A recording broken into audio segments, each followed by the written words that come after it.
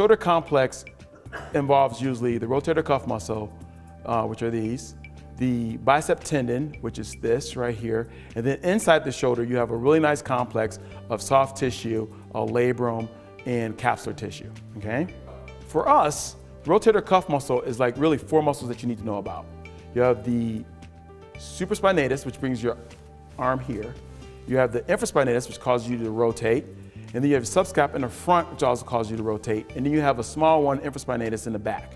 These are the 4 muscles that make up that rotator cuff muscle, okay? That you use every day whenever you use your arm, okay?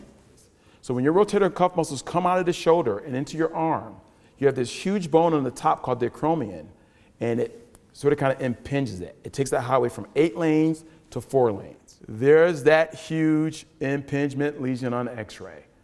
So every time you raise your arm, that's what that bone spur is, like a sharp knife cutting into your tendon. And that's impingement. So I inject you, you're like, oh, I feel great, awesome. But what I've just done is I just numbed this up, decreased the inflammation, but the culprit is still there. All right, here's the MRI. All right, stay with me here. As we come along, black, black, black, black, black. What do you see? See the tear?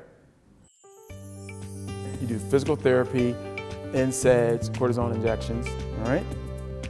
What range of motion, strengthening, sport-specific rehabilitation, these are things you should be doing if you have a small tear.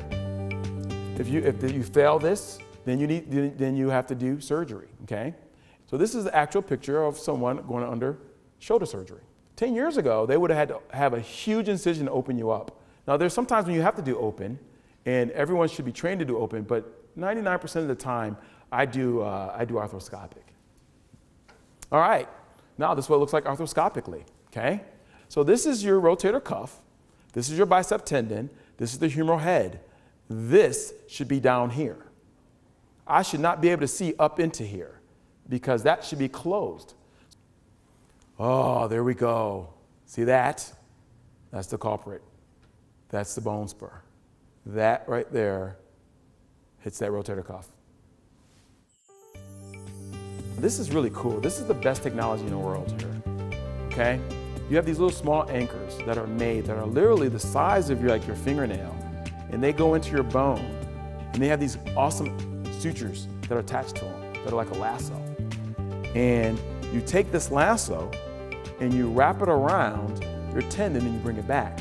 So this is a diagram showing you go in with your anchor, then the sutures come out, there's a tear, you then grab the tear and you bring it back. And then it looks like this. See, this is the anchor, this is the rotator cuff. That's that same image I showed you guys previously where you had the big rotator cuff torn and retracted. And now it's back. You don't see the humeral head, you don't see the bicep tendon. When you tear your rotator cuff muscle and you don't get it fixed, all right, the humeral head wants to ride up, wants to come up. And once this starts coming up, it starts to wear and tear on the glenoid and the acromion. Does that make sense? Rotator cuff arthropathy means this. It means that you no longer have your rotator cuff functioning to raise your arm. Therefore, now you've got real bad arthritis. In order for a total shoulder to be successful, you have to have your rotator cuff muscles. Okay?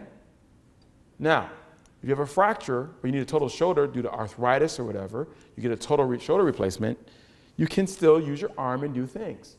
But if you have rotator cuff arthropathy, where your rotator cuff is actually torn because you ignored it for many years, it's retracted, it's gone back into your cheek, as I tell people, or it becomes atrophy, you come to me, I say, I can't fix it. So, Dr. O'Neill, what do I do about the pain? I say, well, we have a couple options. I can do a tendon transfer, maybe, but I don't think so because you already have arthritis, so your pain won't get better. We have to do a replacement, which is called a reverse total shoulder. Only problem is, once I give you that, you can't lift no more than a gallon of milk for the rest of your life. I maybe can get you here, but I can never get you back here, never get you here. I wish I would have met you 15 years ago. 10 years ago, we should have fixed this. And that's what we're seeing now. So that's why it's important to educate individuals on when the rotator cuff is a small problem and you just go in and clean up the bone spur, and you don't destroy the rotator cuff or get arthritis. And it's important to have this talk with people before they get to this point, because you realize there's so many things that you can do before you get to this point. You just take that tunnel back to 8 lanes, all right?